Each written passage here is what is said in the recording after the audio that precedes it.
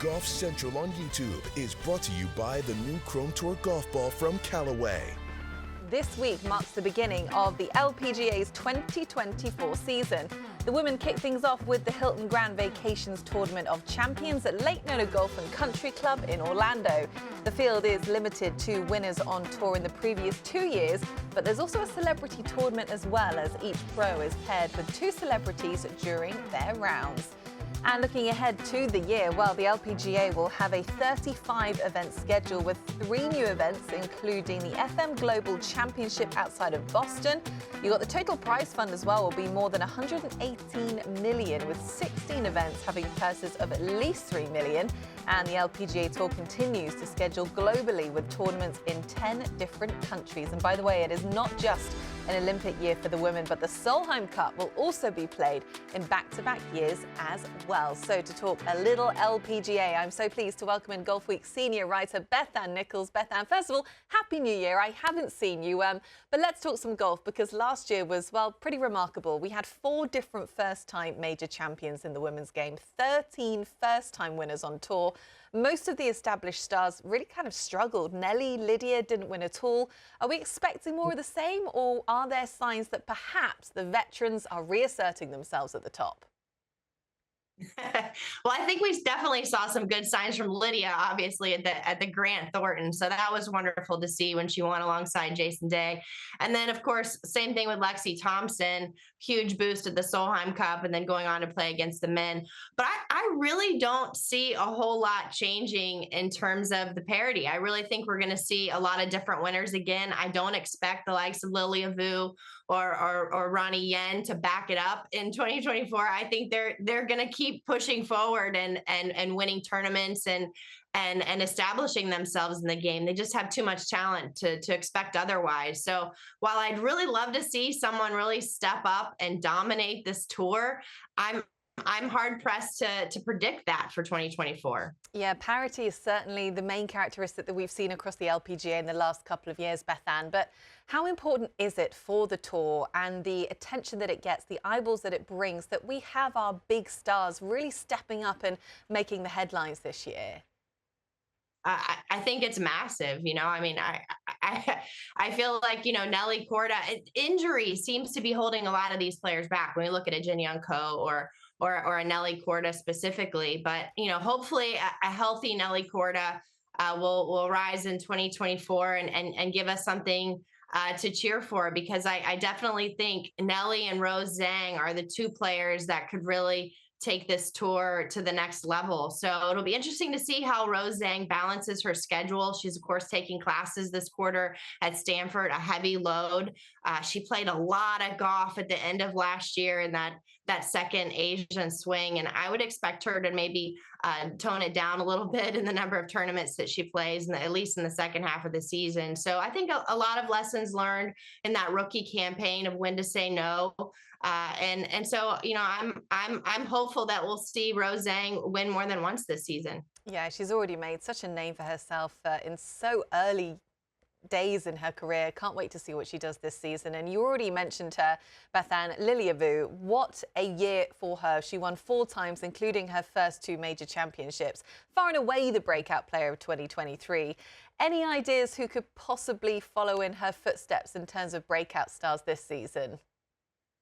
I think we'd have to look at Allison Lee. Lilia Vu hadn't won an LPGA tournament coming into 2023. So that was her main goal. And similarly, Allison Lee's been waiting for a lot longer than Lilia Vu to make that happen. And Allison finished second in her last 3 LPGA starts, and of course, won an LET event right in the middle of that in Saudi Arabia. So I just think she was ended the season the hottest player on tour. And I think I know Stacey Lewis certainly has an eye on her as a potential for the Solheim Cup this year. Maybe the only different player that we'll see on that team and come September, given the short amount of turnaround time to qualify.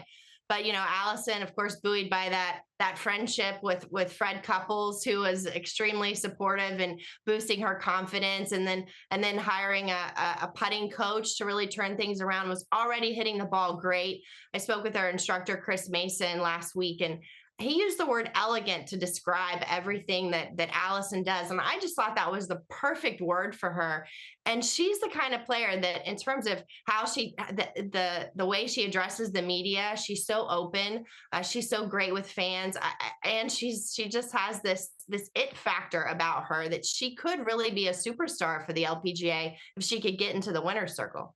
You're right. She was one of the stars of last season, especially towards the end. And when she was talking to the media, as you say, about her relationship with Freddie Couples at the Yosemite Group Tour Championship, just looking at her phone and going, oh, my goodness, it's Freddie again. But he's just trying to make her believe in herself, because he has seen something very special in her, as does the rest of the golfing world. So keep an eye on Allison Lee. Well, let's have a look at some of the major venues upcoming. We've got Sahali for the Women's PGA, Lancaster Country Club for the US Women's Open, and then the Old Course, of course, for the Women's Open.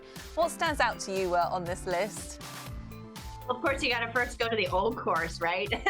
The women haven't been there in over a decade. So for a lot of players on the LPGA, it'll be their first time playing a major championship at the Old Course, maybe their first time ever to go around that historic venue. So it also could be the very last time we see Laura Davies tee it up in a British Open, as this is her final year for exemption as she turns 60.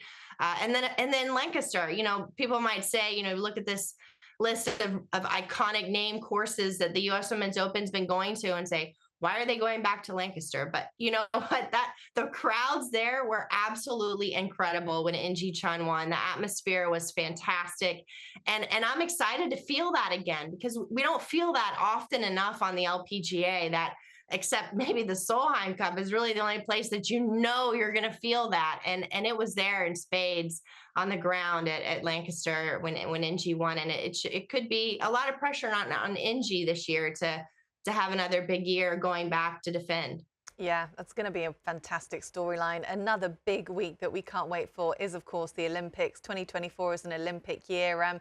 There's got to be some really interesting storylines. Just 6 months left in qualifying, and the women's game being such an international sport as it is, we've got a lot of players vying for not many spots to represent their country.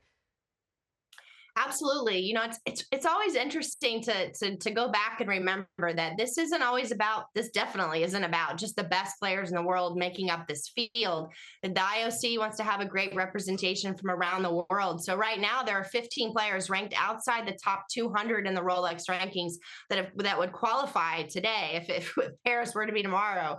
So, it's a lot of players that people aren't familiar with, which means on the opposite end of the spectrum, you have a lot of big name players vying to have an opportunity to even compete. So, of course, you have to be in the top 15 of the Rolex rankings to be able to be one of 4 players to qualify for a country. That's the most any country can have, is 4 players, which really realistically only the United States and South Korea have a chance to send 4 players. Right now, there are only 3 South Koreans in the top 15, which is kind of surprising, but I fully expect them to get another player up there. Amy Yang's just 1 spot out, but to have 4 players from South Korea and 4 players from the United States, which means you could even be ranked inside the top 15 and not qualify for the Olympics. So it'll be a tough race. The rest of the countries will have 2 players. It'll be a tight race to see who qualifies from the likes of Sweden, Japan, even China.